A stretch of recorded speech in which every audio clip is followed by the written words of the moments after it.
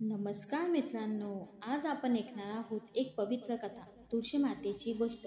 ही फक्त एक वनस्पती नाही, तर लक्ष्मी स्वरूपा, पवित्रता आणि श्रद्धेचं प्रतीक आहे. चला तर मग जाणून घेऊया तुळशी मातेचा जन्म, तिचं महत्त्व आणि त्यामागचं गूढ रहस्य. कार्तिक महिन्यातील शुक्ल एकादशीला म्हणजेच देवउठणी एकादशीच्या दिवशी तुळशी विवाह साजरा केला जातो. हा दिवस अत्यंत पवित्र मानला जातो, कारण या दिवशी भगवान विष्णू 4 महिन्याच्या निद्रेतून जागे होतात. या दिवसानंतरच सर्व शुभ कार्यांना, जसे की लग्न, गृहप्रवेश, नामकरण यांना परवानगी मिळते. म्हणूनच तुळशी विवाहाला शुभ कार्याची सुरुवात असं देखील म्हणतात. या मागची पौराणिक कथा काय आहे हे देखील आप जाणून घेणार आहोत. एकेकाळी वृंदा नावाची एक प्रतिव्रता स्त्री होती. तिचा पती दानव हा तिच्या प्रतिव्रतेच्या बलामुळे शंखचूडाला कोणीच पराभूत करू शकत नव्हते. देवांनाही त्यांच्या विरुद्ध काहीच करता येत नव्हते. अखेर सर्व देव भगवान विष्णूकडे मदत मागायला गेले. विष्णूंनी ठरवलं की या अधर्माचा अंत करावाच लागेल. त्यांनी शंखचूडाचा रूप धारण केलं आणि वृंदेला फसवलं. वृंदेचं प्रतिव्रताव्रत भंग झालं आणि त्या क्षणी शंखचूडा युद्धात मारला गेला.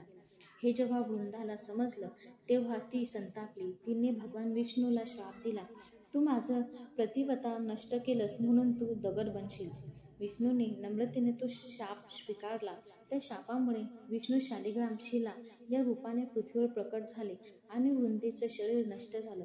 पण ती पवित्र आत्मरूप पृथ्वीवर तुळशीच्या झाडात परिवर्तित झाले. तेव्हा भगवान विष्णूने सांगितलं, हे वृंदे, तू आता तुळशी म्हणून पूजली जाशील. प्रत्येक वर्षी कार्तिक महिन्यात मी शालिग्राम रूपात तुझ्याशी विवाह करीन.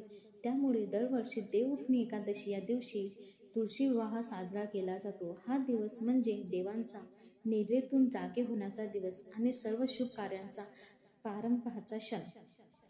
या दिवशी घराघरात तुळशीच्या कुंडाला वधूचे रूप दिले जातं. तिला साडी, गजरा, बांगड्या, हळद कुंकू लावून सजवलं जातं. शालिग्राम किंवा विष्णूची प्रतिमा वरच्या रूपात ठेवली जाते. मंत्रोच्चार करून त्यांचा विवाह केला जातो. भक्तजन तुळशी विवाहानंतर दिवे लावतात, आरती करतात आणि प्रसाद वाटतात. मित्रांनो, तुळशी विवाह आपल्याला शिकवतो की भक्ती आणि श्रद्धा हे देवत्वाचं खरं रूप आहेत. तुळशी हे पवित्रतेचे तर विष्णू हे स्थैर्य आणि प्रेमाचे प्रतीक आहेत. या दोघांच्या मिलनाने भक्त आणि परमात्मा यांचा सुंदर संगम घडतो. म्हणूनच तुळशी विवाह हा केवळ एक सण नाही, तर भक्तीचा आणि प्रेमाचा पवित्र उत्सव आहे.